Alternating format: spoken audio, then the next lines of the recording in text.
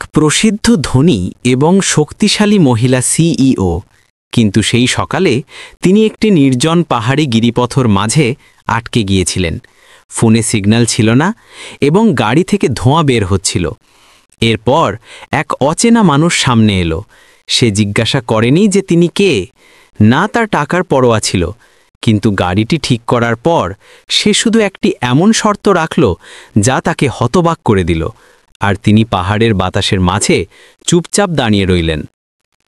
কেউ ভাবেনি যে এই ছোট মুহূর্তটি তার পুরো জীবনকে বদলে দেওয়া একটি সফরের সূচনা করবে।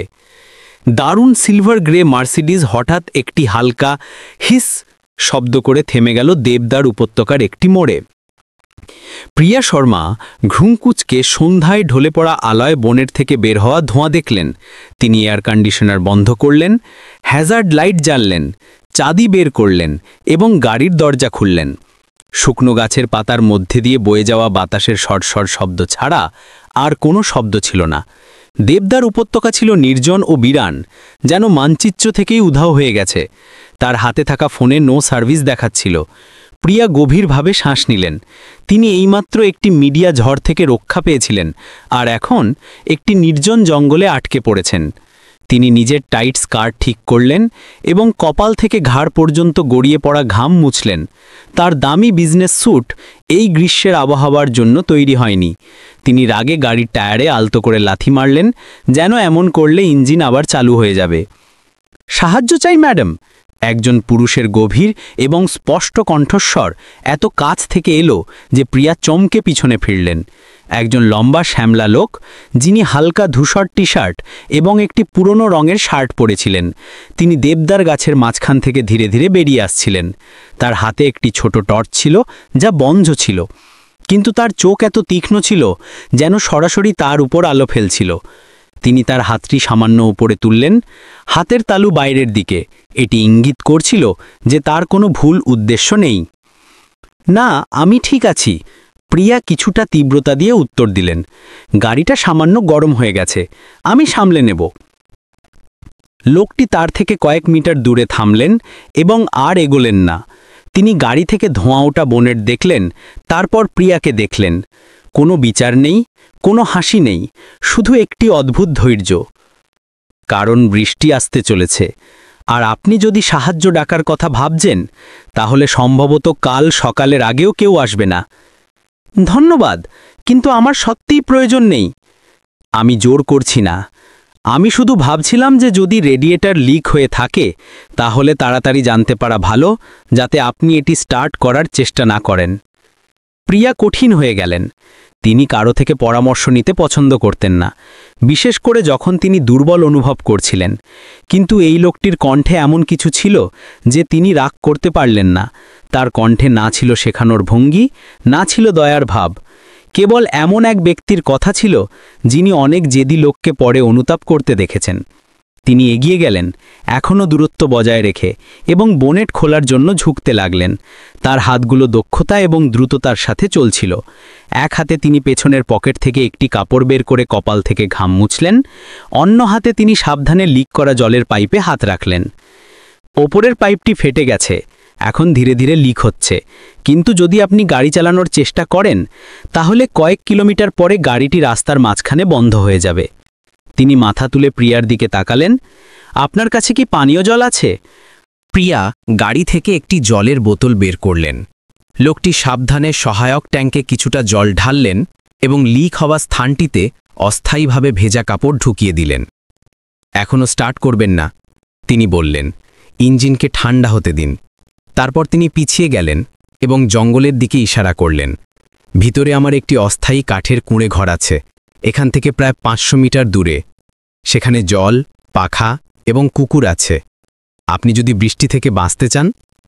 প্রিয়া ভ্রু কুঁচকালেন। কুকুর? 3টি। তিনি আলতো করে হাসলেন। 3টিই শান্ত, চোর ছাড়া কাউকে কামড়ায় না। তিনি চুপ করে রইলেন। আকাশ থেকে ফোঁটা ফোঁটা বৃষ্টি পড়তে শুরু করেছে। প্রিয়া তার ঘড়ি দেখলেন। 5:42 বাজছিল। কোনো সিগন্যাল নেই, কোনো জিপিএস নেই। যদি জোরে বৃষ্টি হয় তবে তিনি কোথাও যেতে পারবেন না, আর এই বিজনেস স্যুট পরে ঠান্ডা ও স্যাঁতসেঁতে জঙ্গলে দাঁড়িয়ে থাকা বুদ্ধিমানের কাজ ছিল না। ঠিক আছে, শান্ত থাকার চেষ্টা করে তিনি বললেন, আমি যাব, কিন্তু শুধু বৃষ্টি থেকে বাঁচার জন্য। আমার কারো দয়া দরকার নেই। লোকটি শুধু মাথা নাড়লেন। অন্যদের প্রতি দয়া দেখাতে আমি জানি না। তারা নীরবে চললেন। মাটির রাস্তাটি ভেজা ছিল, জঙ্গল ঘন ছিল না, কিন্তু বাতাস ছিল প্রবল। সামনে থেকে একটি কুকুরের ঘেউ ঘেউ শব্দ এলো এবং তারপর শান্ত হয়ে গেল। প্রিয়া তার ব্যাগের স্ট্র্যাপ শক্ত করে ধরলেন। তিনি মনে মনে ভাবলেন যে কিছু ঘটলে তিনি কি করবেন। কোনো অস্ত্র নেই, কোনো সিগন্যাল নেই, এবং কেউ জানে না যে তিনি কোথায় আছেন। কিন্তু যখন কাঠের দরজাটি খুলল, তখন ভেতর থেকে আসা উষ্ণতা এবং আদার চায়ের গন্ধে তিনি অবাক হলেন। একটি ছোট ঘর, সিমেন্টের মেঝে, কাঠের দেয়াল এবং একটি কাঠের চুলা জ্বলছিল। একটি হলুদ রঙের কুকুর কাছে এলো, তার পায়ে শুকল এবং চলে গেল। আরও দুটি কুকুর কোণে শুয়েছিল, শুধু চোখ খুলে দেখছিল।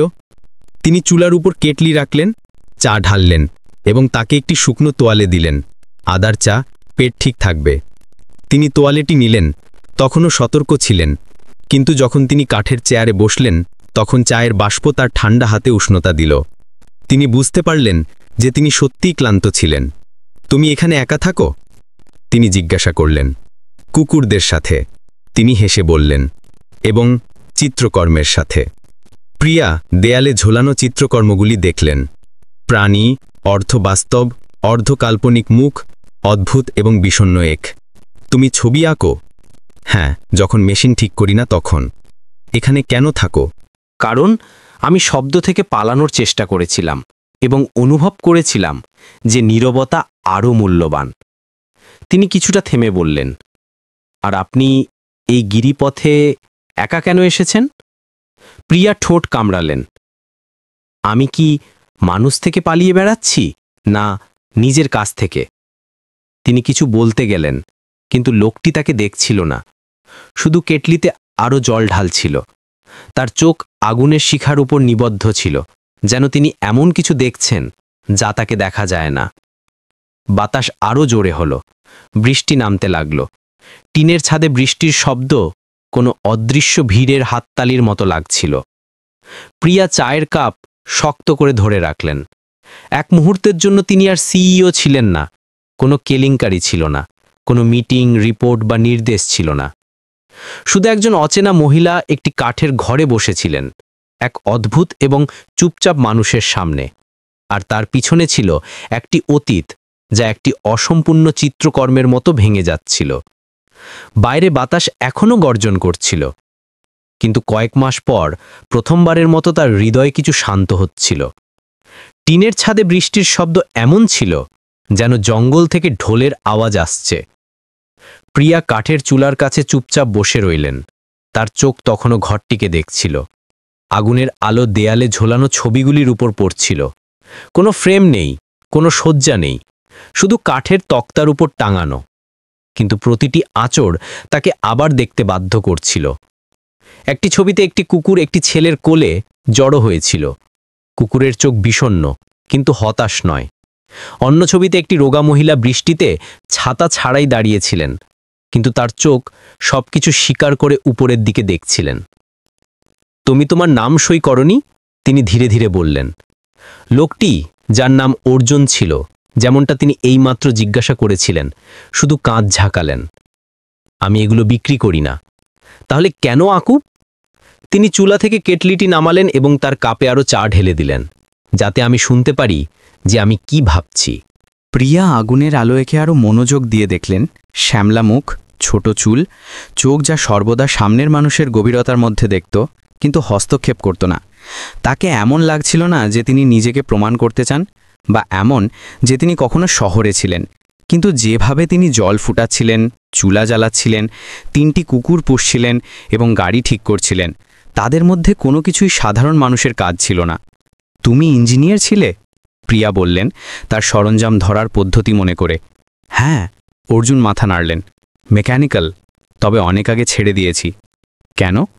তিনি কিছুক্ষণ চুপ করে রইলেন, তারপর বললেন, কারণ আমি আমার হাতগুলোকে সেই জিনিসগুলির জন্য বাঁচিয়ে রাখতে চেয়েছিলাম যা আঘাত করে না। এই উত্তরটি তাকে আশ্চর্য করে দিল। শব্দের কারণে নয়, বরং তার বলার ধরনের কারণে। কোনো দর্শন নয়, কোনো উপদেশ নয়, শুধু একজন মানুষ যিনি এমন জিনিস স্পর্শ করেছিলেন যা তাকে নিজের প্রতি সন্দেহ করতে বাধ্য করেছিল, এবং তিনি পিছিয়ে যেতে বেছে নিয়েছিলেন। তিনি বুঝতে পারলেন না কী প্রতিক্রিয়া জানাবেন। এত বছর ধরে তিনি এমন পুরুষদের অভ্যস্ত ছিলেন যারা হয় তার প্রশংসা করত, না হয় তাকে ঈর্ষা করত। তারা হয় তাকে নিচে নামানোর চেষ্টা করত, না হয় তার সাফল্যের সাথে সেটে থাকত। অর্জুন দুজনের কেউই ছিলেন না। তাকে বিচার করছে বলে মনে হলো না, তিনি শুধু সেখানে উপস্থিত ছিলেন। তুমি কি অনেক দিন ধরে এখানে একা আছো? প্রায় 6 বছর। একা বোধ হয় না? তিনি ঘুরলেন এবং হাসলেন। একা লাগা তখন হয় যখন আপনি ভিড়ে থাকেন এবং কেউ আপনাকে সত্যিই দেখে না। এখানে আমি নিজেকে প্রতিদিন দেখি। প্রিয়া ফোন দেখার ভান করে মাথা নিচু করলেন। কোনো সিগন্যাল নেই, একই অবস্থা। তিনি আর কিছু বললেন না। বাইরে মেঘের গর্জন প্রতিধ্বনিত হল এবং জঙ্গলে হারিয়ে গেল। 3টি কুকুর বিছানার নিচে শান্তভাবে শুয়েছিল। আদার চা, ভেজা কাঠ এবং চুলার ধোঁয়ার গন্ধ মিলে একটি অদ্ভুত অনুভূতি দিচ্ছিল। উষ্ণ, কিন্তু কিছুটা একাকী। যেমন একটি পুরনো গান হঠাৎ এমন একটি ঘরে বেজে ওঠে যেখানে আপনি বেশি সময় থাকার ইচ্ছা রাখেন না। আমি কাল সাহায্য ডাকব, তিনি ধীরে ধীরে বললেন। যখন মাথা নাড়লেন। ঠিক আছে, যদি আবহাওয়া পরিষ্কার হয় তবে গাড়িটি তাড়াতাড়ি ঠিক হয়ে যাবে। এটার দরকার নেই, তিনি মৃদু হাসলেন। আমার ইন্স্যুরেন্স আছে, তাই আমাকে চিন্তা করতে হবে না। তিনি তার কাপে আরও চা ঢেলে উত্তর দিলেন। প্রিয়া তাকে দেখলেন এবং হঠাৎ ধীরে ধীরে হেসে উঠলেন। তুমিই প্রথম ব্যক্তি যাকে আমি গত কয়েক মাসে দেখেছি যে জিজ্ঞাসা করেনি যে আমি ভিটাজেনের প্রিয়া শর্মা কিনা। অর্জুন মাথা তুললেন না। আমার কাছে টিভি নেই, এবং সত্যি বলতে যদি থাকতো তবে হয়তো চালাতাম না। তাহলে তুমি কিছু জানো না? জানি না। তিনি থামলেন এবং তারপর বললেন, এবং জানার প্রয়োজনও নেই। মানুষ প্রায়শই কেবল ওপরের স্তরটি দেখে। মানুষ মঞ্চে যে জিনিসগুলি তৈরি করে তাতে আমার বিশেষ আগ্রহ নেই। তিনি চুপ হয়ে গেলেন। কয়েক মাস পর প্রথমবারের মতো তাকে সফাই দিতে হলো না, অজুহাত দেখাতে হলো না, বা দয়া বা সমালোচনার চোখ থেকে নিজেকে রক্ষা করতে হলো না। তোমাকে কি কখনো কেউ ভুল বুঝেছে? তিনি নিজেকে নীরবতা থেকে বাঁচাতে জিজ্ঞাসা করলেন। তুমি সেটা কিভাবে সামলেলে? সামলাইনি, তিনি কাঁধ ঝাঁকালেন। আমি ওখান থেকে চলে এসেছি। আবার নীরবতা, কিন্তু এবার অস্বস্তিকর নয়। তিনি আগুনের শিখা দেখতে দেখতে সাম্প্রতিক দিনগুলি মনে করলেন। একটি ৬৮ বছরের রোগীর মৃত্যু, যা এআই ডায়াগনস্টিক সিস্টেমের দ্বারা ভুল সিদ্ধান্তের কারণে হয়েছিল। খবরের কাগজগুলিতে শিরোনাম হয়েছিল, আর্টিফিশিয়াল ইন্টেলিজেন্স প্রাণ কেড়ে নিল, সিইও দায়িত্ব এড়িয়ে যাচ্ছেন। তাকে তলব করা হয়েছিল, জিজ্ঞাসাবাদ করা হয়েছিল এবং অস্থায়ীভাবে পরিচালনা থেকে সরিয়ে দেওয়া হয়েছিল। জনসাধারণ তাকে এমনভাবে তিরস্কার করেছিল যেন তিনি নিজেই ভুল ওষুধ লিখেছেন। তিনি বলতে চাননি, কিন্তু সবকিছু নিজের মধ্যে রাখা কঠিন হচ্ছিল। চা ঠান্ডা হয়ে গেছিল, তার হাতে অর্ধেক কাপ চা বাকি ছিল। যদি কেউ সঠিক কাজ করার চেষ্টা করে কিন্তু ভুল তার নিয়ন্ত্রণের বাইরে ঘটে, তবে কি সে ক্ষমার যোগ্য? তিনি তার দিকে না তাকিয়ে জিজ্ঞাসা করলেন। অর্জুন সঙ্গে সঙ্গে উত্তর দেননি। তিনি কিছুক্ষণ আগুনের দিকে তাকিয়ে রইলেন। তারপর বললেন, আপনি কি দড়ির সেতুর কথা জানেন? প্রিয়া মাথা নাড়লেন। মানুষ বলে যে সেতুর প্রতিটি পদক্ষেপ একটি অদৃশ্য জিনিসের উপর বিশ্বাস করার মতো, কিন্তু যদি সেতুটি ১০ম ধাপে ভেঙে যায় তবে মানুষ ৯ম ধাপে ফিরে গিয়ে জিজ্ঞাসা করে না যে কে সঠিক ছিল। তারা শুধু সেতুটি দেখে এবং রায় দেয়। প্রিয়া অর্জুনকে দেখলেন। তার ঠোঁট সামান্য খোলা ছিল। উত্তরে কোনো আত্মপক্ষ সমর্থন ছিল না, কিন্তু এটা বোঝার জন্য যথেষ্ট ছিল যে তিনি এই বিষয়ে অনেক ভেবেছেন। হয়তো তিনিও নিজেও কখনো একটি সেতুর উপর দাঁড়িয়েছিলেন। ছোট ঘরটি ধীরে ধীরে নীরবতায় ডুবে গেল। বৃষ্টি কমে গেছিল, শুধু ফোঁটা ফোঁটা পড়ার শব্দ আসছিল। প্রিয়া তার হাত হাঁটুতে রাখল এবং জানালা দিয়ে বাইরে তাকালো। বাইরে ছিল জঙ্গল, পাহাড়, অন্ধকার, কিন্তু ভয়ঙ্কর ছিল না, কারণ অন্তত আজ রাতে তিনি একা ছিলেন না। তোমার কি শোবার ঘর আছে? তার কণ্ঠস্বর নরম ছিল। একটি বিছানা আছে, কিন্তু আমার কাছে একটি ঝুলন আছে, তাই আমি এই চেয়ারে ঘুমিয়ে পড়ব। অর্জুন একটি পাতলা কম্বল এনে তার কাঁধে রাখলেন। যদি ঠান্ডা লাগে তিনি বললেন, তাহলে ডেকে নেবেন, আমি কোথাও যাচ্ছি না। তিনি মাথা নাড়লেন। তার চোখ তখনও আগুনের দিকে ছিল। অনেকদিন পর প্রথমবারের মতো তার মনে উদ্বেগ, কৌশল বা বিরোধিতা ছিল না, বরং একটি অনুভূতি ছিল যে কিছু ঠিক হচ্ছে। দেবদার উপত্যকা, রাত ঘুমানো সহজ ছিল না, কিন্তু এটি এমন একটি রাত ছিল যেখানে ভান করার দরকার ছিল না। আর প্রিয়া শর্মার জন্য এটাই যথেষ্ট ছিল। হিমাচলের সকাল ছিল ঠান্ডা এবং পরিষ্কার, জন্য সময় ধীরে হয়ে গেছে। যখন প্রিয়া জেগে উঠলেন তখন সূর্যের রশ্মি কাঠের ভাটল থেকে ছেঁকে সিমেন্টের মেঝেতে হালকা রেখা তৈরি করছিল। তিনি দেখলেন যে তিনি এখনও পাতলা কম্বলে জড়ানো, তার মাথা কাঠের চেয়ারে থাকানো, এবং একটি অদ্ভুত বিষয় যে তার তেমন কোনো মাথা ব্যথা ছিল না যেমনটা গত কয়েক সপ্তাহ ধরে প্রতি সকালে হতো। রান্নাঘরে অর্জুন জল গরম করছিলেন। তাকে জেগে উঠতে দেখে তিনি কিছু বলেন না, শুধু মাথা নাড়লেন এবং তার চায়ের কেটলি এবং তাওয়াতে ডিমের ভুর্জি তৈরি করতে লাগলেন। প্রিয়া চারপাশে দেখলেন, চুপচাপ কম্বল ভাঁজ করলেন, চুল আঁচড়ালেন এবং একটি কলসি থেকে জল নিয়ে মুখ ধুলেন। মেকআপ ছাড়া প্রস্তুত হওয়ার অভ্যাস তার ছিল না, কিন্তু আজ সকালে এমন মনে হচ্ছিল যেন তার ভেতরে কিছু লুকানোর দরকার নেই। তুমি 9টার মধ্যে বের হতে পারো, অর্জুন তাকে ডিমের ভুর্জি এবং কিছু রুটি সহ একটি প্লেট দিয়ে বললেন। সাহায্য এসে গেছে? না। তিনি মাথা নাড়লেন। আমি গাড়ি ঠিক করে দিয়েছি, আমি বলেছিলাম শুধু ইঞ্জিনকে ঠান্ডা হতে দিতে হবে। তিনি মাথা তুলে তাকে দেখলেন। প্রিয়া চোখ পিটপিট করলেন। আমার মনে হয় ভাবার দরকার নেই, চালিয়ে দেখুন, জানতে পারবেন। তিনি সেই একই সোজাসাপটা কণ্ঠে উত্তর দিলেন।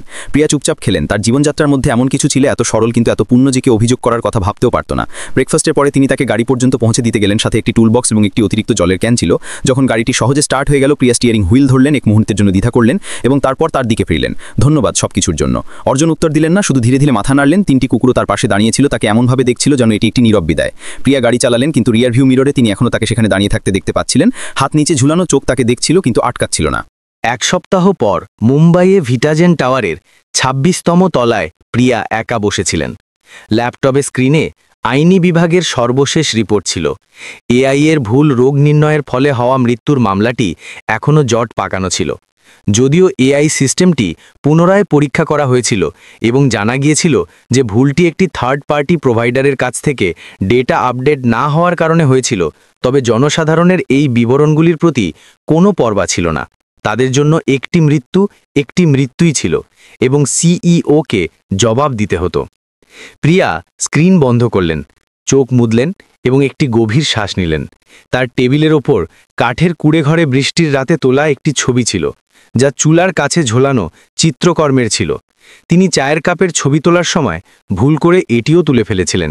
সেই সময় তিনি মনোযোগ দেননি, কিন্তু এখন যখন তিনি ছবিটির নিচের বাম কোণটি জুম করলেন তখন তিনি চমকে গেলেন। চিত্রকর্মটিতে দেয়ালে একটি ছোট গোলাকার জং ধরা ধাতব ব্যাজ তৈরি করা ছিল। যদি মনোযোগ দিয়ে দেখা হয় তবে তার ওপর পার্বতীয় সেবা সমিতি 1998 লেখাটি পড়া যাচ্ছিল। তিনি সঙ্গে সঙ্গে ড্রয়ার খুললেন। তার বাবার একটি পুরনো বাক্স বের করলেন, যেখানে তারা কখনো আনা জিনিসগুলি ছিল। কিছু সাদা কালো ছবি, একটি পুরনো ডায়েরি এবং ঠিক তেমনই একটি ব্যাজ। তার হৃৎপিণ্ড জোরে ধরফর করতে লাগল। এটি সেই ব্যাজ ছিল যা তার বাবা প্রতিবার পাহাড়ি এলাকায় যাবার সময় পড়তেন। তারা বলতেন যে এটিই প্রথমবার ছিল যখন তারা জানতে পেরেছিলেন যে নামের আশা না করে সাহায্য করা কেমন হয়। অর্জুন কেন এটি তৈরি করলেন? প্রিয়া সঙ্গে সঙ্গে উঠলেন, ফোন ধরলেন এবং তার সহকারীকে গাড়ি প্রস্তুত করতে বললেন। আমি আজ দুপুরে দিল্লি বিমানবন্দর যাচ্ছি। না, কোনো মিটিং নেই, ব্যক্তিগত কাজ। কাঠের কুঁড়েঘরে ফিরে যাওয়া সহজ ছিল না। দুপুরের হঠাৎ বৃষ্টি মোড়ে গাড়িটিকে কিছুটা পিছলি করে দিল। প্রিয়া বাকি রাস্তা হেঁটে পার করলেন। তার উঁচু হিলের জুতো জলে ভিজে গেল, কিন্তু যখন তিনি সেখানে পৌঁছলেন তখন কুঁড়েঘরটি খালি ছিল। না চুলার ধোঁয়া, না আলো। দরজা সামান্য খোলা ছিল। ঘরের ভিতরে চিত্রকর্মগুলি দেয়াল থেকে সরিয়ে ফেলা হয়েছিল। শুধু কিছু খালি হুক এবং টেবিলের ওপর একটি ভাঙা তুলি পড়েছিল। অর্জুন, তিনি জোরে কাকলেন। কোনো উত্তর নেই। 3টি কুকুরও ছিল না। প্রিয়া চারপাশে দেখলেন। বাতাস জোরে বইছিল। কুঁড়েঘরের কোণে একটি পুরনো কার্ডবোর্ডের বাক্স ছিল। তিনি কাছে গেলেন এবং ঢাকনা খুললেন। ভিতরে একটি খয়েরি রঙের স্কেচবুক ছিল, যা কাপড়ের সুতো দিয়ে বাঁধা ছিল। প্রথম পাতায় কালিতে লেখা একটি বাঁকানো লেখা ছিল। যদি এই বইটি খুঁজে পাওয়া ব্যক্তি শ্রী বিক্রম শর্মাকে জানেন তবে দয়া করে এটি রেখে দিন। তার হাত কাঁপতে লাগল। তিনি পাতা উল্টালেন। পাহাড়ি শিশুদের কাঁচা স্কেচ, পিঠে ঝুড়ি নিয়ে যাওয়া এক মা, জঙ্গল দিয়ে যাওয়া এক নার্স এবং তার বাবা। হ্যাঁ, এটাই তিনি ছিলেন। কিছু বছর ছোট, ম্যালেরিয়ায় আক্রান্ত একটি মেয়েকে ওষুধ দিচ্ছেন। তাদের মুখে সেই গভীরতা ছিল না যা টিভিতে দেখা যেত, বরং দায়িত্বের কারণে ঘুম হারানো একজন মানুষের ক্লান্ত এবং স্নেহপূর্ণ দৃষ্টি। আরেকটি পাতায় 2টি মানুষের ছবি ছিল। তাদের মধ্যে একজন নিশ্চিতভাবে অর্জুন, যারা একটি কাঠের ঘরের বারান্দায় একে অপরের পাশে দাঁড়িয়ে বৃষ্টি দেখছিলেন। ছবির নিচে একটি ছোট লাইন ছিল, কিছু জিনিস কেবল স্মৃতি এবং নীরবতাতেই রাখা উচিত। প্রিয়া কাঠের চেয়ারে বসে পড়লেন। তার হাতে তখনও স্কেচবুকটি ছিল। তিনি বুঝতে পারছিলেন না কেমন অনুভব করবেন। একজন মানুষ অতীত থেকে বেরিয়ে এসেছিল এবং অজান্তেই তাকে সেই অতীতের দিকে ফিরিয়ে নিয়ে গিয়েছিল, যার তিনি নিজেই অংশ ছিলেন এবং ভুলে গিয়েছিলেন। সেই রাতে তিনি একা কুঁড়ে ঘরে ঘুমোলেন। চুলা ঠান্ডা ছিল। তিনি স্কেচবুক খুললেন, মেঝেতে ছড়ালেন এবং শেষ ছবিটির দিকে তাকিয়ে রইলেন। একটি হাত ধ্বংসস্তূপের স্তূপ থেকে উপরে উঠে আসছে, যা অন্য একটি হাতকে ধরছে, যা নিচের দিকে বাড়ানো হয়েছে। কোনো মুখ নেই, কোনো নাম নেই, শুধু দুটি হাত এবং নিচে একটি পরিষ্কার লেখা, যদি কোনোদিন তুমি পালানোর পরিবর্তে শান্তি খুঁজতে চাও, তবে আমি এখানেই আছি। প্রিয়া ধীরে ধীরে হাসলেন। অন্ধকারের জঙ্গলের মাঝে, ফোন ছাড়া, সিগন্যাল ছাড়া এবং তার গল্প বলার জন্য কেউ না থাকা সত্ত্বেও একটি চিত্রকর্ম, একটি স্কেচবুক এবং একটি অসম্পূর্ণ নাম তাকে অনুভব করালো যে তাকে শোনা হচ্ছে। 1 সপ্তাহ পর প্রিয়া শর্মা আবার ভিটাজেন সদর দপ্তরে আবির্ভূত হলেন। এবার শক্তিশালী কালো বিজনেস স্যুটে নয়, বরং একটি সাধারণ হালকা নীল শার্ট এবং নিচে বাঁধা চুলে। এই পরিবর্তন নির্বাহী বিভাগের সকল কর্মচারীকে আশ্চর্য করে দিল। তিনি সরাসরি সেই মিটিং রুমে গেলেন যেখানে পরিচালক মণ্ডলী 68 বছর বয়সী রোগীর এআই দ্বারা ভুল রোগ নির্ণয়ের ফলে হওয়া মৃত্যুর মামলার তৃতীয় অভ্যন্তরীণ তদন্ত করছিল। কোনো বিজ্ঞপ্তি ছাড়াই তিনি কারো ডাকার অপেক্ষা করলেন না। তিনি শুধু একটি মোটা ফাইল এবং একটি বড় প্রিন্টআউট নিয়ে ভিতরে চলে গেলেন। এটি একটি চিত্রকর্ম ছিল। ছবিতে একজন মহিলা একটি গুরুতর অসুস্থ শিশুকে নিজের কোলে নিয়ে আছেন। পিছন থেকে আসা আলো তাদের মুখের উপর এমনভাবে পড়ছিল যেন জীবন একটি সুতোয় ঝুলছে। ছবিতে তীব্রতা ছিল, কিন্তু ভালোবাসাও ছিল। নিচের বাম কোণে সরল শব্দ লেখা ছিল, আইসিইউ, প্রতিটি ভুল মৃত্যু নয়। পুরো ঘরটি চুপ ছিল। বোর্ডের চেয়ারম্যান শ্রী রাজীব মেহরা ভ্রু কুঁচকেলেন। তুমি এটা কি করছো? তিনি উত্তর দিলেন, আমি প্রমাণ পেশ করছি, একটি মামলার জন্য নয়, বরং একটি সত্যের জন্য। প্রিয়া চিত্রকর্মটি স্ট্যান্ডে রাখলেন এবং ফাইল খুললেন। তার কণ্ঠস্বর শান্ত ছিল। এটি মৃত্যুর 3 দিন আগের সিস্টেমের সমস্ত লগ রেকর্ড। এতে স্পষ্ট দেখা যাচ্ছে যে অ্যালগোরিদম এপিআই প্রোভাইডারের ভুলের কারণে সর্বশেষ ক্লিনিক্যাল ডেটা আপডেট করেনি। এটি আমাদের পক্ষ থেকে কোনো ভুল ছিল না, এবং এর চেয়েও বড় কথা, চূড়ান্ত ওষুধের নিশ্চয়তা দেওয়া একজন রেসিডেন্ট ডাক্তার ছিলেন, না একা এআই সিস্টেম। অন্য একজন সদস্য বাধা দিলেন, কিন্তু তুমিই তো এই প্রজেক্টকে অনুমোদন দিয়েছিলে। হ্যাঁ, তিনি কোনো দ্বিধাবিহীনভাবে উত্তর দিলেন, এবং আমি আমার নির্বাহী দায়িত্ব অস্বীকার করছি না, কিন্তু আমি এটাও অনুমতি দেব না যে সবাই একজন ব্যক্তির মৃত্যুর দোষ আমার উপর চাপাক, যখন সকল নজরদারি ব্যবস্থা একমত ছিল। আমি প্রযুক্তির উপর চোখ বন্ধ করে ভরসা করে ভুল করেছি, কিন্তু আমি অপরাধী নই। প্রিয়া এক মুহূর্তের জন্য থামলেন এবং তারপর তার পকেট থেকে আরেকটি স্কেচ বের করলেন। এবার এটি একটি সাদা কালো স্কেচ ছিল, যেখানে তার বাবার ছবি ছিল। ঘরের কেউ জানত না যে ইনিই ছিলেন শ্রী বিক্রম শর্মা, যিনি বছর আগে পার্বত্য স্বাস্থ্যনিধি প্রতিষ্ঠা করেছিলেন। আমার বাবা, তিনি ধীরে ধীরে বললেন, তাকেও এই বোর্ডই পদত্যাগ করতে বাধ্য করেছিল, কারণ তিনি ত্রাণকার্যের ব্যবসায়ীকরণ করতে চাওয়া একটি শেয়ারহোল্ডার গোষ্ঠীর সাথে সহযোগিতা করতে অস্বীকার করেছিলেন। তিনি কোনো গোলমাল ছাড়াই চলে গিয়েছিলেন এবং কেউ তার পক্ষ নেয়নি। একটি ভারী এবং বিরক্তিকর নীরবতা ছেয়ে গেল। ঘরের অনেকেই জানত না যে তার বাবা কখনো ভিটাজেনে সর্বোচ্চ পদে ছিলেন এবং 2017 সালে একটি গোপন ভোটের কারণে চুপচাপ সরিয়ে দেওয়া হয়েছিল। আমি জানি যে আপনাদের মধ্যে অনেকেই সেই ভোটিংয়ে উপস্থিত ছিলেন। প্রিয়া না কেঁপে সরাসরি তাকালেন। আমি এখানে প্রতিশোধ নিতে আসিনি। আমি এই ঘরে আলো ফিরিয়ে আনতে এসেছি। কেউ কিছু বলল না, কেউ হাসল না, এবং কেউ বিরোধিতাও করল না। 2 দিন পর প্রিয়া একটি নতুন উদ্যোগ শুরু করলেন। কোনো প্রেস কনফারেন্স নয়, কোনো মিডিয়া নয়, শুধু কোম্পানির ভিতরে এবং কিছু ডাক্তার, নার্স এবং স্বেচ্ছাসেবকদের কাছে একটি সাধারণ আমন্ত্রণ পাঠানো হলো, যারা আগে কমিউনিটি স্বাস্থ্য প্রচারে অংশ নিয়েছিলেন। অনুষ্ঠান স্থল ছিল বান্দ্রার একটি গভীর গলিতে একটি ছোট আর্ট গ্যালারি, যা একটি পুরনো গুদামকে সংস্কার করে তৈরি করা হয়েছিল। দেয়ালগুলিতে অর্জুনের চিত্রকর্মগুলি ঝোলানো ছিল, যা তিনি কুড়ে ঘর থেকে নিয়ে এসেছিলেন, কারণ তিনি তার সাথে যোগাযোগ করতে পারছিলেন না। উদ্বোধনে কোনো ওয়াইন বা পিয়ানো ছিল না, শুধু একটি শান্ত জায়গা, কাঠের গন্ধ, হলুদ আলো এবং চিত্রকর্ম। প্রতিটি ছবির সাথে একটি ছোট্ট গল্প ছিল। একজন রোগী যিনি নিয়মিত যত্নের কারণে বেঁচে গিয়েছিলেন, একটি মেয়ে যে একটি ফিল্ড মেডিকেল টিমের কারণে একটি দুর্ঘটনার থেকে বেঁচে গিয়েছিল। কোনো নাম নেই, কোনো সম্মান নেই, শুধু আসল মানুষ, আসল কাজ, আসল স্মৃতি। একজন বয়স্ক ডাক্তার নিজের ছবির সামনে দাঁড়িয়ে কেঁদে ফেললেন। আমি কখনো ভাবিনি যে কেউ আমাকে মনে রাখবে। একজন তরুণ নার্স প্রিয়ার হাত ধরলেন। যদি সেদিন আপনি আমাকে পাহাড়ি এলাকার প্রোগ্রামে যাওয়ার অনুমতি না দিতেন, তবে আমি সম্ভবত এই পেশা ছেড়ে দিতাম। ফিসফিসানি একটি শান্ত নদীর মতো প্রতিধ্বনিত হচ্ছিল।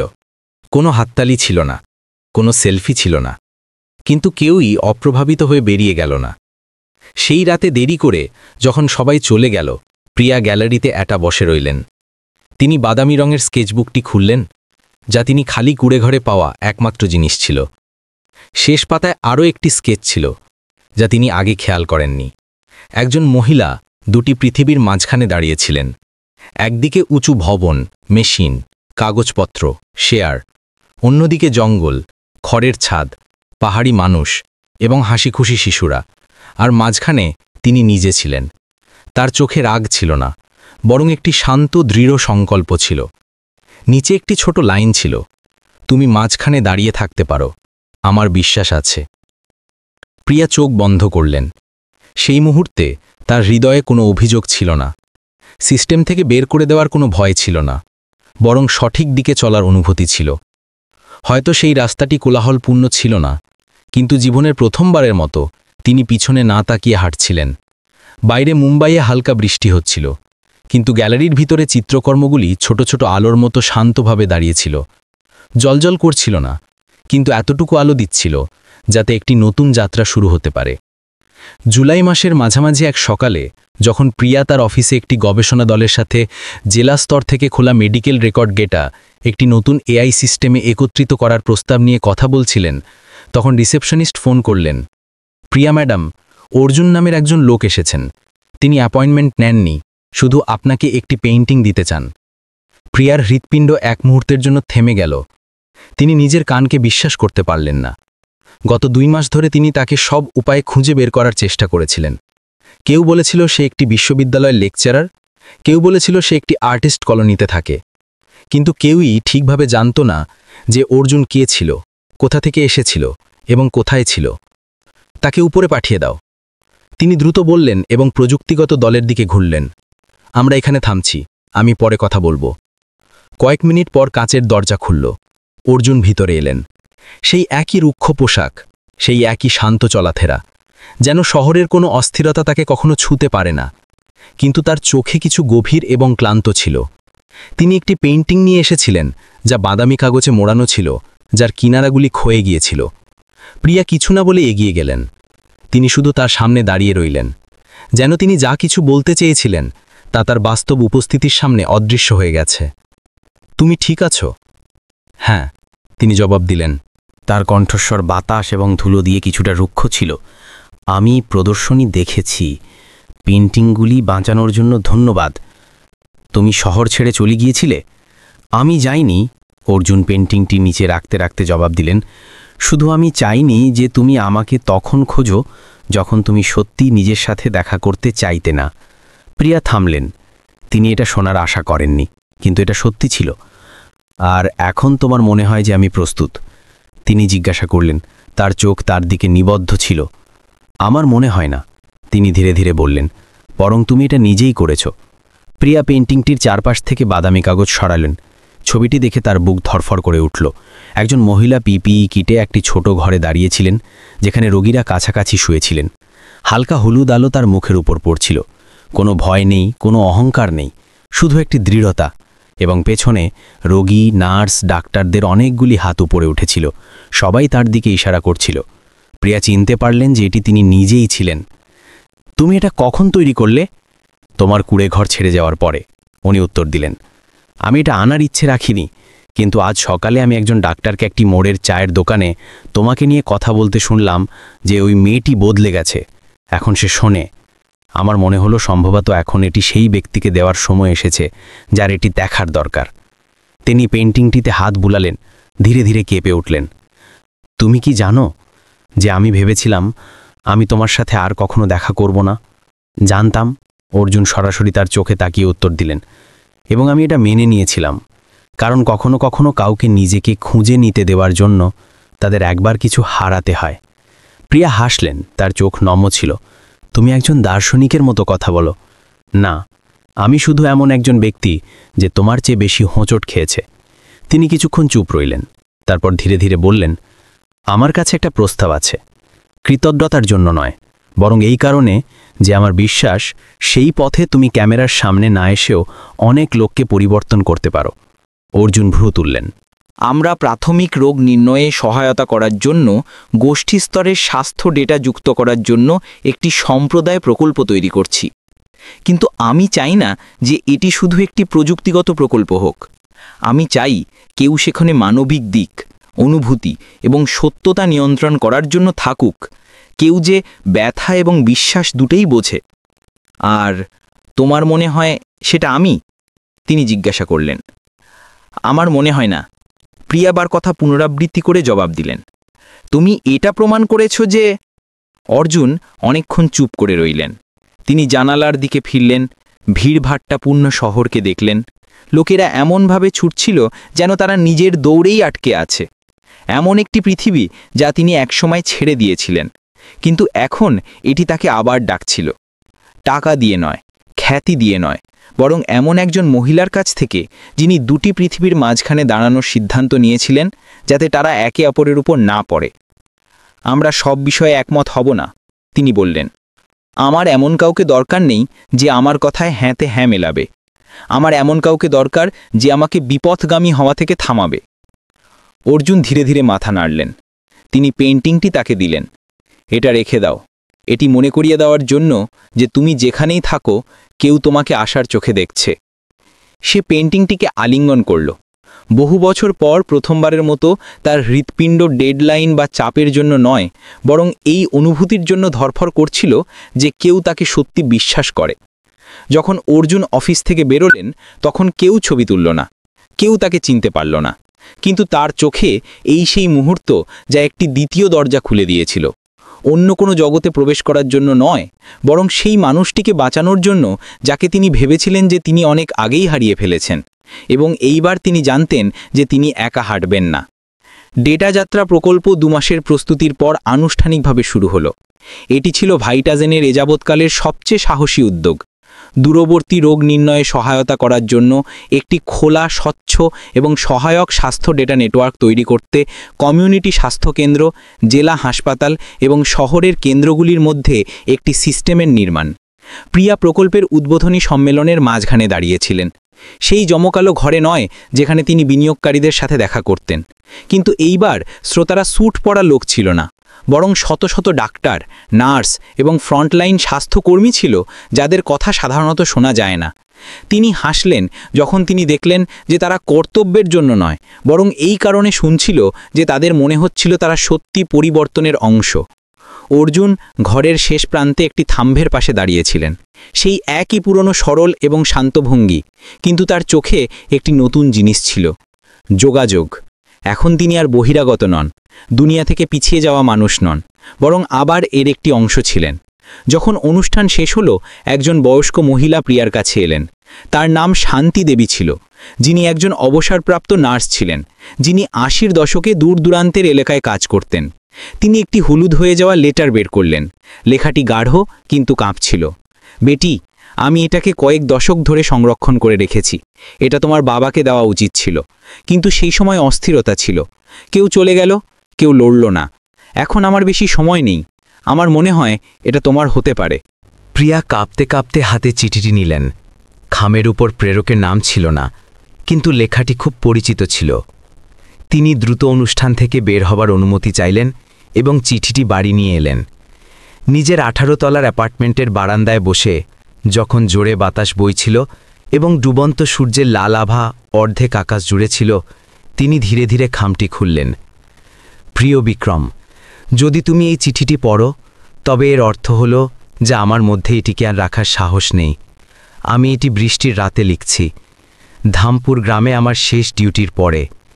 আমরা একসাথে সেই শিশুটিকে বাঁচিয়েছিলাম, মনে আছে? সেই শিশু যাকে জেলা হাসপাতালও মানা করে দিয়েছিল। কিন্তু সেই রাতে আমি এমন কিছুও দেখেছিলাম যা হয়তো তুমি জানো না। আমি তোমাকে প্রথমবার কাঁদতে দেখেছিলাম, ক্লান্তির কারণে নয়, বরং বেবসির কারণে। তুমি সবচেয়ে শক্তিশালী মানুষ যার সাথে আমি কখনো দেখা করেছি, কিন্তু কারণ তুমি এত শক্তিশালী, তুমি নিজেকে কারো সামনে দুর্বল হতে দাও না, আমার সামনেও না। আমি তোমাকে ভালোবাসি, যদিও তুমি কখনো জিজ্ঞাসা করনি, এবং আমি জানি যে আমি কখনো তোমার পছন্দ হব না। তোমার কাছে বড় আদর্শ আছে, পরিবার, দায়িত্ব, একটি উজ্জ্বল ভবিষ্যৎ, আর আমি ছিলাম শুধু একটি ছোট সফরে একজন সঙ্গী। কিন্তু অন্তত আমাকে এই সত্যটি সংরক্ষণ করতে দাও যে আমি একজন মহান মানুষের সাথে ছিলাম, যদিও শুধু অন্ধকারে। প্রিয়া চিঠিটি ভাঁজ করলেন, ঠোঁট কামড়ালেন। অশ্রু থামল না এবং পুরনো কাগজের উপর গড়িয়ে পড়ল। তিনি তার বাবার সম্পর্কে কেমন অন্য কোনো প্রেমের গল্প শোনেননি। তিনি একজন আদর্শ, গম্ভীর মানুষ ছিলেন এবং প্রায় সম্পূর্ণরূপে নিজের কাজের জন্য বেঁচেছিলেন। কিন্তু এখন এই শব্দগুলির মাধ্যমে তার মনে হলো যেন তিনি তাদের সেই গভীর অংশটি বুঝতে পেরেছেন যা তারা সারা জীবন লুকিয়ে রেখেছিলেন। তিনি অর্জুনকে ফোন করলেন, তুমি কি খালি আছো? আমার তোমার সাথে দেখা করতে হবে, জরুরি। তারা সেই একই ছোট কফি শপে দেখা করলেন যেখানে অর্জুন প্রায়শই সকালে বসতেন। প্রিয়া বেশি কিছু বললেন না, শুধু তাকে চিঠিটি দেখালেন। অর্জুন পড়ার পরে চুপ করে রইলেন। বাতাস তার কিছু চুল পিছনে উড়িয়ে দিল। অনেকক্ষণ পর তিনি বললেন, তুমি জানো এর মানে কি? হ্যাঁ, প্রিয়া মাথা নাড়লেন। এটি সেই জবাব যেটা বাবা দিতে পারেননি। এটি সেই কারণ যে যখন তাকে পদ থেকে সরানো হলো তখন তিনি চুপ ছিলেন। এটি ছিল তার প্রতিবাদ না করার উপায়। এবং এখন তুমি কি করতে যাচ্ছ? তিনি সরাসরি তার চোখে তাকালেন, প্রথমবার কোনো দ্বিধা ছাড়াই। আমি এই গল্পটি আবার বলবো, একটি বিপর্যয় হিসাবে নয়, বরং একটি স্মারক হিসাবে যে কিছু মানুষ গুমনামে আত্মত্যাগ করেছিল, যাতে আমরা গর্বের সাথে নয় বরং সম্মানের সাথে এগিয়ে যেতে পারি। অর্জুন ধীরে ধীরে মাথা নাড়লেন। তাহলে আমরা বলবো, কিন্তু শুধু শব্দ দিয়ে নয়, কর্ম দিয়ে। আমি তাদের নামেই একটি মোবাইল মেডিকেল ইউনিট তৈরি করতে চাই। কিছু জাঁকজমকপূর্ণ নয়, শুধু একটি পুরনো বাস যা মেরামত করা হয়েছে, যেখানে আল্ট্রাসাউন্ড, র্যাপিড টেস্ট মেশিন এবং স্বেচ্ছাসেবক কর্মী থাকবে। প্রত্যেক গ্রাম, প্রতিটি দরিদ্র সম্প্রদায়ের কাছে পৌঁছনো, যেমনটা তারা করেছিলেন, যেমনটা চিঠিতে চাওয়া হয়েছিল। এবং তুমি আমার কাছ থেকে কি চাও? এখন চলে যেও না। এই কথাটি একটি খোলা ক্ষতের উপর সরাসরি আঘাতের মতো বেরিয়ে এলো, কিন্তু এটি ছিল প্রথম চাবিও যা তিনি দেওয়ার সাহস করেছিলেন। অর্জুন তাকে অনেকক্ষণ দেখলেন এবং তারপর হাসলেন। ঠিক আছে, কিন্তু এইবার যদি তুমি পড়ো তবে আমাকে চুপ থাকতে বলো না। তিনি একটি নোনতা হাসি দিয়ে মাথা নাড়লেন। আর যদি তুমি ক্লান্ত হয়ে যাও তবে অদৃশ্য হয়ে যেও না। না, তা আর হবে না। আকাশ ধীরে ধীরে অন্ধকার হচ্ছিল, কিন্তু দুজনের মাঝে একটি আলো জ্বলে উঠেছিল। ছোট, কোলাহলপূর্ণ নয়, কিন্তু ততটাই টেকসই যতটা সেই প্রদীপ যা বিক্রম শর্মা সবচেয়ে দূরের গ্রামে জ্বালিয়ে রেখেছিলেন। আর এখন এটি এমন একটা প্রজন্মের হাতে স্থানান্তরিত হয়েছে যা বিশ্বাস নিয়ে বাতাসের বিপরীতে চলার সাহস করে। সেই রাতে যখন প্রিয়া তার বাড়িতে বিক্রম শর্মা মোবাইল মেডিকেল ইউনিটের পরিকল্পনা চূড়ান্ত করছিলেন, তখন ভবনের নিরাপত্তা রক্ষীর একটি অপ্রত্যাশিত ফোন এলো যা তার চিন্তার স্রোত ভেঙে দিল। প্রিয়া ম্যাডাম, ভিটাজেনের গ্রাউন্ড ফ্লোরে একটি ছোট আগুন লেগেছে। মনে হচ্ছে ইচ্ছাকৃতভাবে লাগানো হয়েছে। পেইন্টিং প্রদর্শনীর এলাকা মারাত্মকভাবে ক্ষতিগ্রস্ত হয়েছে। ফায়ার ব্রিগেড আগুন নিয়ন্ত্রণে এনেছে। তিনি কয়েক সেকেন্ডের জন্য স্তম্ভিত হয়ে রইলেন, তারপর জুতো না বদলেই বাড়ি থেকে ছুটে বেরোলেন। যখন তিনি পৌঁছলেন তখনও বাতাসে ধোঁয়ার গন্ধ ছিল। প্রদর্শনী এলাকা, যেটা একসময় আশার স্মৃতি প্রদর্শনীর স্থান ছিল, এখন ছিল শুধু একটি জ্বলে যাওয়া দেয়াল। মেঝেতে জল এবং ছাইয়ের দাগ ছিল। সবচেয়ে মূল্যবান পেইন্টিংগুলি, বিশেষ করে অর্জুন দ্বারা কুড়ে ঘরে তৈরি করা মূল স্কেচগুলি, সম্পূর্ণরূপে জ্বলে ছাই হয়ে গিয়েছিল। অর্জুন বাইরে দাঁড়িয়েছিলেন, তার শার্টে এখনও ছাই লেগেছিল। তিনিই প্রথম পৌঁছেছিলেন এবং তিনিই প্রথম বিদ্যুতের সিস্টেম থেকে আগুনের শিখা উঠতে দেখেছিলেন। কিন্তু এটা স্পষ্ট ছিল যে এটা কোনো দুর্ঘটনা নয়। পেছনের দরজা ভেঙে দেওয়া হয়েছিল, ক্যামেরা ক্ষতিগ্রস্ত ছিল এবং দেয়ালের কোণে দাহ্য তরলের অবশিষ্টাংশ ছিল। তারা কিছু নেভাতে চেয়েছিল। অর্জুন ধ্বংসাবশেষের দিকে তাকিয়ে বললেন, পেন্টিং নয়। প্রিয়া মুষ্টিবদ্ধ করলেন, স্মৃতি, গল্প, সত্য। পরের দিনই তিনি অভ্যন্তরীণ নিরাপত্তা এবং আইনি বিভাগের সাথে একটি জরুরি বৈঠক ডাকলেন। কিন্তু শুরু করার আগে তার সহকারী তাকে একটি বেনামি খাম দিলেন, যা আগের রাতে তার ব্যক্তিগত মেল বক্সে রাখা হয়েছিল। ভিতরে একটি উচ্চতা থেকে তোলা ছবি ছিল। তিনি এবং অর্জুন একটি কফি শপে একে অপরের কাছাকাছি দাঁড়িয়েছিলেন। সাথে একটি বাঁকা লেখা ছিল, সময়ে থাকতে পিছিয়ে যাও, নইলে পরের বার পেইন্টিং নয়। তিনি কাঁপেওনি, ঘাবড়েও যাননি। শুধু সেই হুমকির পরিচিতি তার মেরুদণ্ডের শীতলতা নামিয়ে আনল।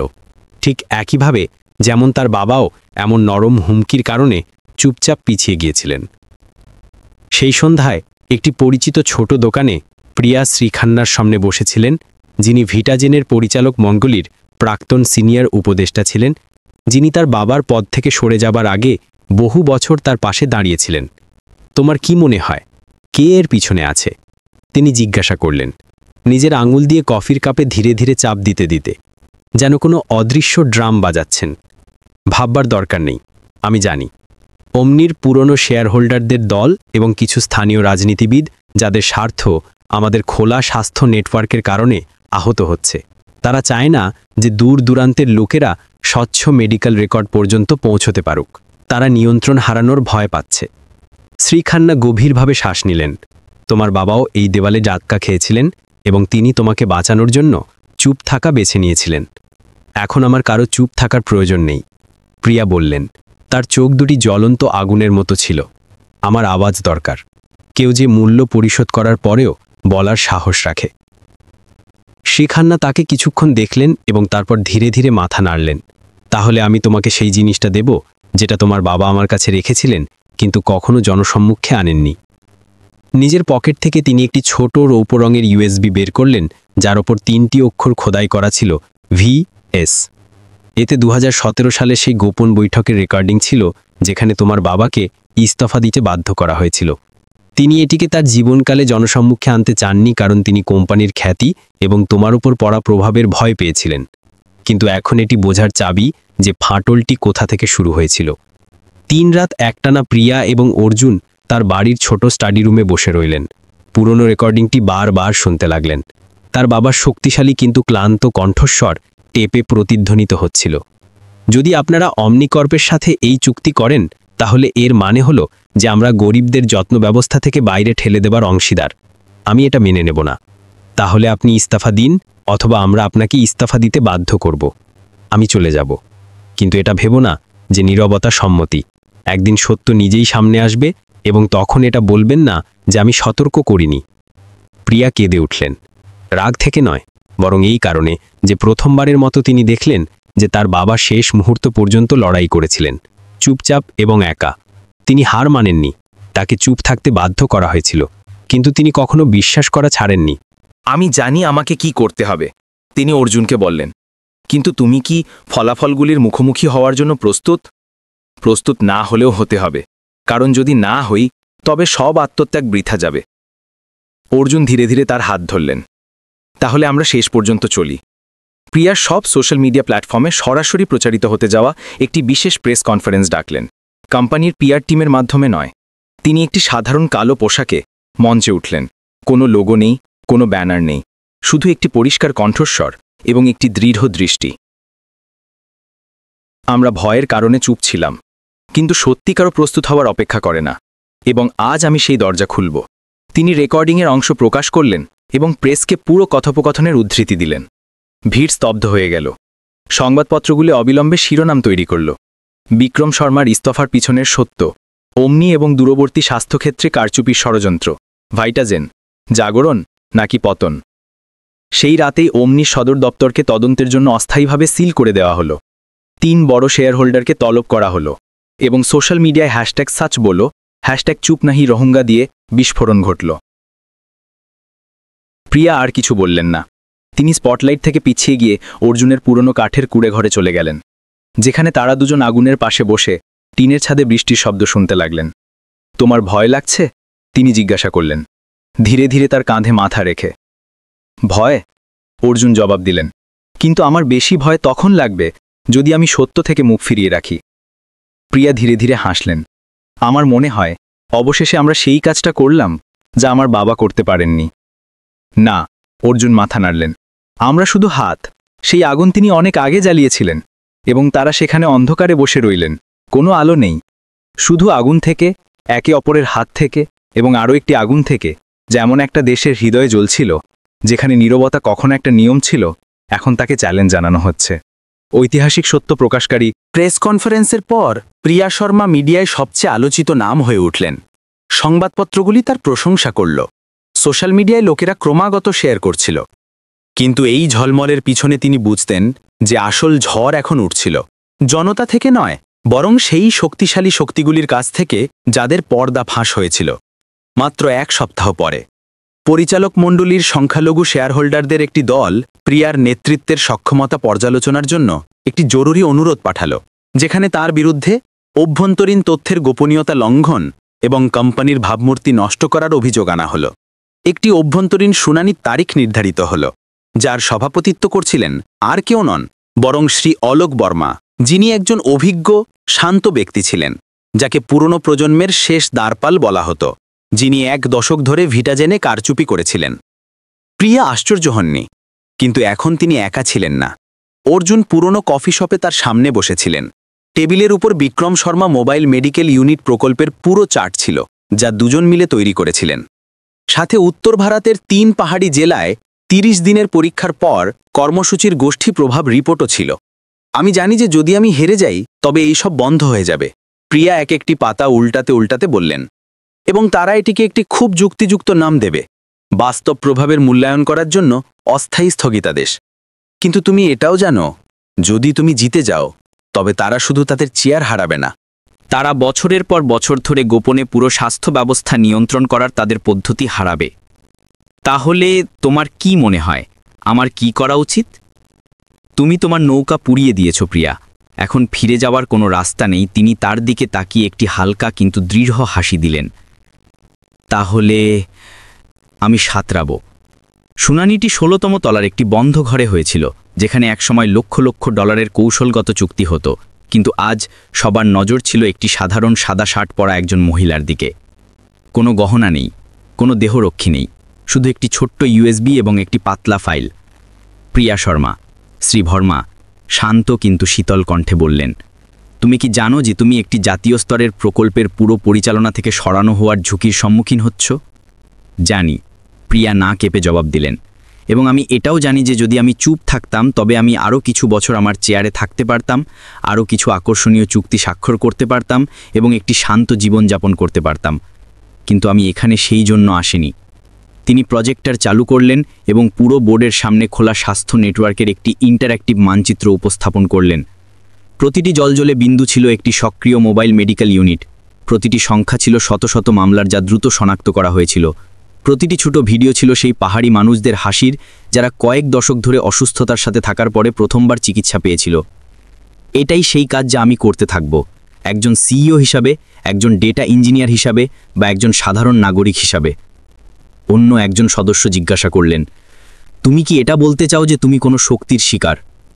না, প্রিয়া জবাব দিলেন, আমি শিকার নই, আমি পুরনো সিস্টেম থেকে বেঁচে ফিরে এসেছি এবং আমি সিদ্ধান্ত নিয়েছি যে আমি এটিকে আবার তৈরি করব না। মিটিং রুমটি কয়েক সেকেন্ডের জন্য চুপ হয়ে গেল। তারপর শ্রী ভর্মা ধীরে ধীরে উঠলেন। শুধু, তিনি বললেন, আমরা গোপন ভোট দেব। ভোট 3 মিনিটের মধ্যে হলো। প্রতিটি ভোট একটি সিল করা বাক্সে ফেলা হলো এবং গণনার জন্য সচিবকে দেওয়া হলো। ফলাফল 6 ভোট পক্ষে, 5 ভোট বিপক্ষে। প্রিয়া এক মুহূর্তের জন্য শান্তভাবে বসে রইলেন, খুশির কারণে নয় বরং ন্যায়ের চরম নাজুকতার কারণে। একটি ভোট, শুধু একটি ভোট। তিনি দেরে সন্ধ্যায় ভবন থেকে বের হয়ে এলেন। বৃষ্টি হতে যাচ্ছিল, জলের প্রতিটি ফোঁটা অনুত্তরিত প্রশ্নের মতো ভারী ছিল। যখন তিনি গাড়িতে উঠতে যাচ্ছিলেন তখন তার ফোন বেজে উঠল। একটি অজানা নম্বর। অন্যদিকের কণ্ঠস্বর খুব তাড়াহুড়োই ছিল। প্রিয়া ম্যাডাম, আপনাকে ইমলবিতে বের হতে হবে।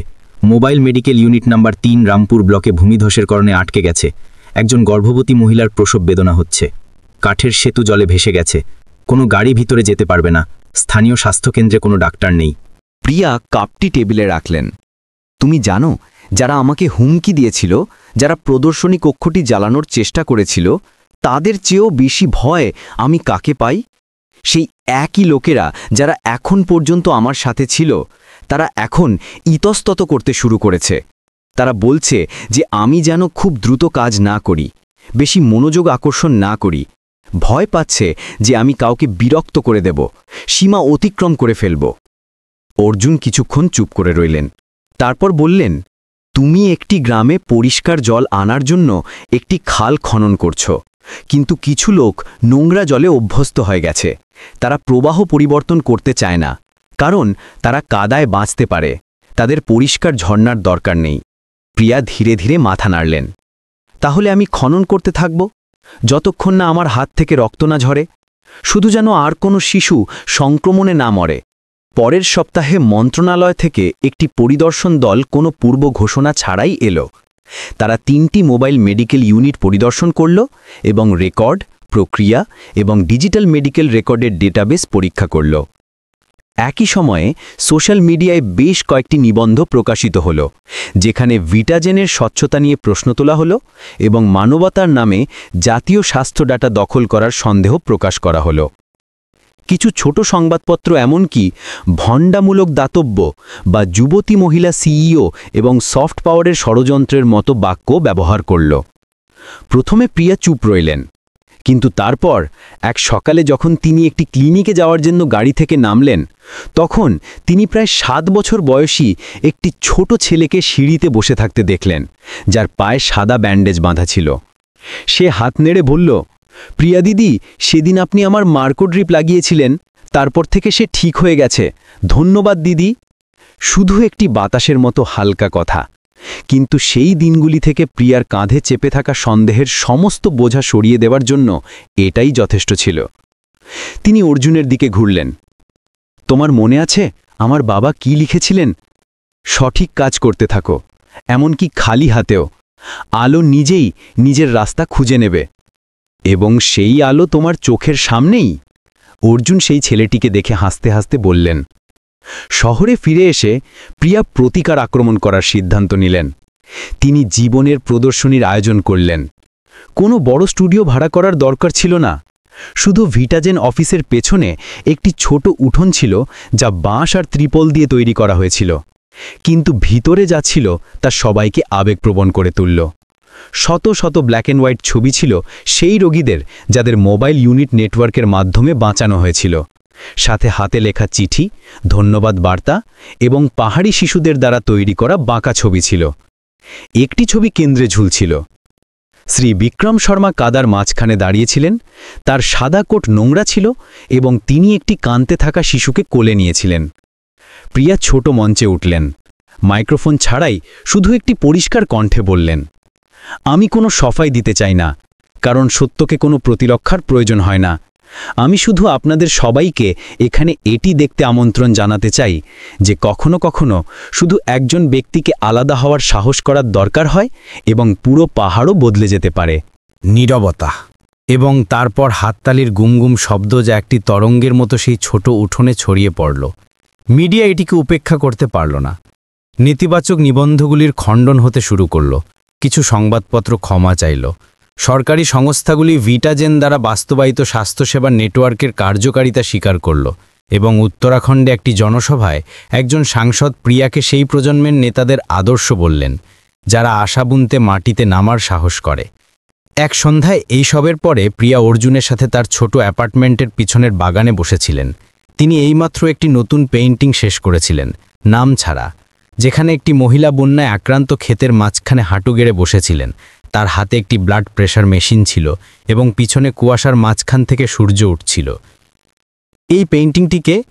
তুমি, অর্জুন জবাব দিলেন, কিন্তু এটি যে কেউ হতে পারে যে কখনো হার মানার জন্য নয়, বরং অন্য কাউকে বাঁচানোর জন্য ঝুঁকেছে। প্রিয়া অনেকক্ষণ চুপ রইলেন।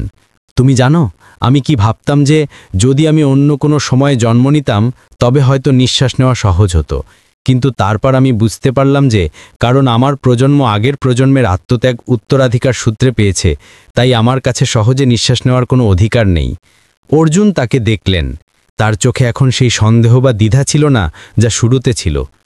তুমি আমাকে যুক্তি দিয়ে বদলাওনি, তুমি আমাকে বিশ্বাস দিয়ে বদলেছ, এবং তুমি আমাকে তখন দাঁড়িয়ে থাকতে সাহায্য করেছ যখন সবাই আমাকে ঝুঁকতে চেয়েছিল। তারা ধীরে ধীরে ওয়াইনের গ্লাস ঠুকলেন। কোনো টোস্ট নয়, কোনো জাঁকজমকপূর্ণ শব্দ নয়, শুধু সেই শান্তি ছিল যে দুজন মানুষ এত ঝড়ের পরে অবশেষে খুঁজে পেয়েছিল। বাহ্যিক শান্তি নয়, বরং অভ্যন্তরীণ পুনর্মিলন। 1 সপ্তাহ পরে প্রিয়া স্বাস্থ্যমন্ত্রক থেকে একটি আমন্ত্রণ পেলেন। তিনি ব্যাপক স্বাস্থ্য, জমিনি স্তর থেকে নীতি পর্যন্ত জাতীয় মঞ্চে প্রধান বক্তা হবেন। তাকে যে বিষয়ে উপস্থাপনা করতে বলা হয়েছিল তা ছিল মাটি থেকে বিশ্বাস কিভাবে তৈরি করা যায়। তিনি হেসে উঠলেন, একটি খুব সত্যি হাসি। সেই কাদা যা একসময় তার পা ডুবিয়ে দিয়েছিল তা আসলে একটি বীজ ছিল যা চুপচাপ বাড়ছিল, এবং এখন যখন সূর্য উঠেছিল তখন দুনিয়া তাকে সেই লোকদের কারণে দেখতে শুরু করেছিল যারা অন্ধকারে গভীরে নামতে ভয় পেত না, যাতে আলো জাগাতে পারে। সেই সকালে প্রিয়া দিল্লির শেরন হোটেলে একটি ছোট ঘরে আয়নার সামনে চুপচাপ বসেছিলেন, যেখানে তিনি ব্যাপক স্বাস্থ্যের উপর জাতীয় মঞ্চের মূল মঞ্চে পা রাখতে চলেছিলেন। তার মায়ের দ্বারা নির্বাচিত নীল রঙের শাড়ি, যার উপর মেঘের এমব্রয়ডারি ছিল, তাকে সেই মহিলার ছবি থেকে কিছুটা নরম করে তুলছিল যিনি একসময় বৃষ্টিতে একজন গর্ভবতী মহিলাকে বাঁচাতে হাঁটু গেড়ে বসেছিলেন, যিনি একসময় একটি শক্তিশালী শক্তির মুখোমুখি হতে একটি বন্ধ ঘরে গিয়েছিলেন। ফোন বাজল। অর্জুন ছিলেন। তুমি তৈরি? তিনি বরাবরের মতো উষ্ণতার সাথে জিজ্ঞাসা করলেন। না। প্রিয়া ধীরে ধীরে হাসলেন। কিন্তু আমার মনে হয় আমি এমনভাবে বাইরে যাব যেন আমি সারা জীবন ধরে তৈরি ছিলাম। আমি দ্বিতীয় সারিতে বসে আছি। যদি তুমি নিচে দেখো তবে আমাকে পাবে, এবং যদি তুমি ঘাবড়ে যাও তবে শুধু আমার চোখে দেখো। এটা তোমাকে মনে করিয়ে দেবে যে তুমি কত দূর এসেছো এবং কেন ফিরে যেতে পারবে না। অডিটোরিয়াম ঠাসা ছিল। মিডিয়া রাস্তা আটকে দিয়েছিল। নিচে মন্ত্রী, হাসপাতালের পরিচালক, আন্তর্জাতিক বিশেষজ্ঞ এবং শত শত মেডিকেল ছাত্র ছিল। তাদের চোখ মঞ্চের দিকে ছিল, যেখানে প্রিয়া হালকা আলোতে দাঁড়িয়েছিলেন। তিনি পরিসংখ্যান দিয়ে শুরু করলেন না, তিনি প্রকল্প সম্পর্কে বলেননি, তিনি একটি গল্প শোনালেন। একটা ছোট মেয়ে ছিল যে মহারাষ্ট্রের একটি ছোট গ্রামে থাকত। প্রতিবার যখন তার পেটে ব্যথা করত তখন তাকে 3 কিলোমিটার হেঁটে স্বাস্থ্যকেন্দ্রে যেতে হতো, এবং কখনো কখনো খালি হাতে ফিরতে হতো, কারণ ওষুধ থাকত না। সেই মেয়েটি এই প্রশ্ন করতে করতে বড় হয়েছিল যে জীবন এত কঠিন কেন, এবং তারপর একদিন সে সিদ্ধান্ত নিল যে যদি কেউ জীবনকে কাছে না আনে তবে সে আনবে। তিনি থামলেন। বাতাস শান্ত হয়ে গেল। সেই মেয়েটি আমি ছিলাম। নিচে কেউ কিছু বলল না। কিছু লোক নিজের চশমা মুছলেন।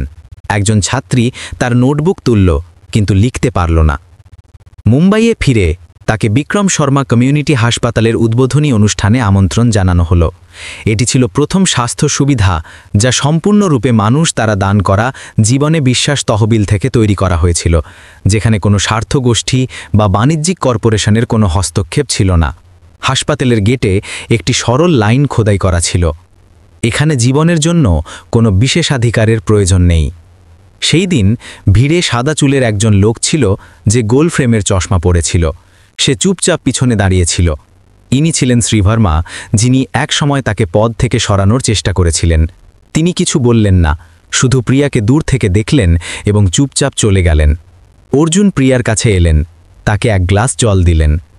তুমি এইমাত্র এমন কিছু তৈরি করেছ যা হয়তো তিনি কখনো তৈরি করতে চেয়েছিলেন, কিন্তু শুরু করার সাহস পাননি। কেউই সাহসী হতে পারে না যদি সে তার পুরো জীবন ক্ষমতার চেয়ারে কাটায়। কিন্তু আমি আশা করি যে আজ থেকে আরও বেশি লোক মানুষের ওপর হুকুম চালানোর পরিবর্তে তাদের সাথে বসবেন। বছরের শেষ দিনে মহারাষ্ট্রের সেই ছোট বাড়িতে প্রিয়া নিজের গ্রামে ফিরে এলেন। তিনি তার মায়ের পাশে বসে ছাদ দিয়ে আসা বাতাস এবং রান্নাঘরে চলতে থাকা চুলার শব্দ শুনছিলেন। তোমার বাবা খুব গর্বিত হতেন, তার মা বললেন এবং চা ঢাললেন। আমার কোনো উদ্দেশ্য পুরো সিস্টেমকে বদলে দেওয়ার নেই। আমি শুধু চাই যে প্রত্যেক মা, প্রত্যেক শিশু, প্রত্যেক প্রবীণ যারা সবচেয়ে দূরের গ্রামে থাকেন তারাও ভালো স্বাস্থ্যসেবা পেতে পারেন। এবং আমার বিশ্বাস যে যদি পর্যাপ্ত লোক একসাথে বিশ্বাস করে তবে এটি স্বপ্ন থাকবে না। তিনি হাততালির গর্জনের মাঝে তার কথা শেষ করলেন। এটি কোনো আনুষ্ঠানিক করতালি ছিল না, বরং সেই লোকদের হাততালি ছিল যারা সত্যি দেখেছিল এবং জেগে উঠেছিল। এমন একটি আওয়াজ যা দিলের গভীরতা পর্যন্ত পৌঁছে গেল। মঞ্চের পর প্রিয়ার জন্য অনেক দরজা খুলল। দূতাবাস তাকে কথা বলার জন্য আমন্ত্রণ জানালো। আন্তর্জাতিক স্বাস্থ্য সংস্থাগুলি সহযোগিতার প্রস্তাব দিল। সরকার দেশজুড়ে মোবাইল মেডিকেল ইউনিট মডেলের প্রসারণের জন্য অর্থায়ন করতে সম্মত হল। কিন্তু তিনি পরের সপ্তাহে পাহাড়ি এলাকায় ফিরে গেলেন, ছবি তোলার জন্য নয়, বরং লক্ষ্মীর সাথে দেখা করার জন্য। সেই মহিলা যিনি বন্যার রাতে সন্তানের জন্ম দিয়েছিলেন। আমি আমার ছেলের নাম উম্মেদ, আশা রেখেছি। লক্ষ্মী হাসলেন। তার চোখ ক্লান্ত কিন্তু খুশি ছিল, কারণ সেই রাতে আশা আপনার সাথে এসেছিল। প্রিয়া সেই লাল শিশুটিকে আলিঙ্গন করলেন, সেই মায়ের পাহাড়ি বাতাসে ভরা কাঁধে মাথা রাখলেন এবং তারপর দূরে দেখলেন। মাটির রাস্তা এখনও কাদায় ভর্তি ছিল, কিন্তু সূর্যের রশ্মি তার উপর হালকা উজ্জ্বলতা ছড়াচ্ছিল। অক্টোবরের এক বিকেলে দিল্লির মেডিকেল কলেজের মাঠে প্রিয়াকে উদ্বোধনী বক্তৃতার জন্য আমন্ত্রণ জানানো হয়েছিল। যখন তিনি মঞ্চ থেকে নামলেন, তখন একজন ছাত্রী ইতস্তত করে কাছে এলো।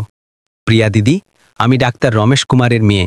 আমার বাবা বলেছেন যে যদি আমি আপনার সাথে দেখা করি, তবে সেই লোকদের জন্য আগুন জ্বালিয়ে রাখার জন্য ধন্যবাদ জানাই যারা কখনো হার মানতে চেয়েছিলেন। প্রিয়া হাসলেন। আমি আগুন জ্বালাইনি, আপনারাই যারা এটিকে আবার জ্বালাচ্ছেন। আমি কিছুই মহান করিনি, আমি শুধু সেই পথটি সম্পূর্ণ করেছি যা বাবা সম্পূর্ণ করতে পারেননি, এবং তুমি এটিকে লম্বা, চওড়া এবং উষ্ণ করে দিয়েছ। তার মা বললেন। তার মা সময়ের সঙ্গে যাবত দিলেন না, শুধু তার মেয়ের চোখে গভীরভাবে তাকালেন। তুমি হারাওনি, তুমি দিতে বেছে নিয়েছ, এবং এমন একটা সময় আসবে যখন তুমি ফিরে পাবে। টাকা বা ক্ষমতা দিয়ে নয়, বরং নরম জিনিস দিয়ে, কৃতজ্ঞতা, বিশ্বাস, রাতের শান্তি।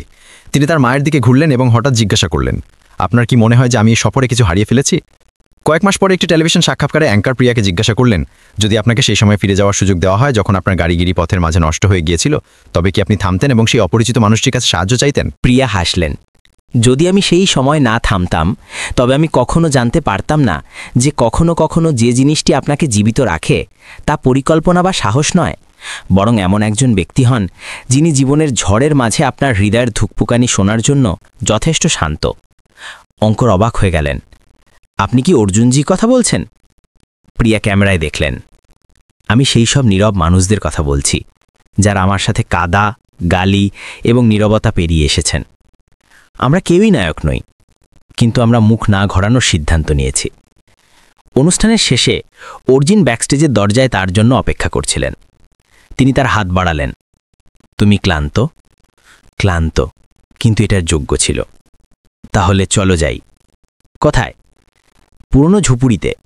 আমি এইমাত্র পেন্টিংয়ের স্ট্যান্ড আবার তৈরি করেছি। তুমি এখনও আমার একটি প্রতিকৃতির ঋণী। প্রিয়া হেসে উঠলেন, তার হাত ধরলেন। তাহলে চলো, যেখানে সবকিছু শুরু হয়েছিল এবং সেখান থেকে আমরা আবার সবচেয়ে সুন্দর জিনিসগুলি তৈরি করব। গল্পটি সংখ্যা দিয়ে শেষ হয় না, না হাততালির গর্জনে। এটি দুটি সাধারণ মানুষের মধ্যে একটি দৃষ্টিতে শেষ হয়, যারা কখনো বিপদগামী হয়েছিল, ভেঙে গিয়েছিল, কিন্তু হার মানেনি। কারণ ভারতে কাদা এবং পাহাড়ি বাতাসের মধ্যে যখন মানুষ সততার সাথে বাঁচতে বেছে নেয়, তখন আলো অবশেষে নিজের পথ খুঁজে নেয়।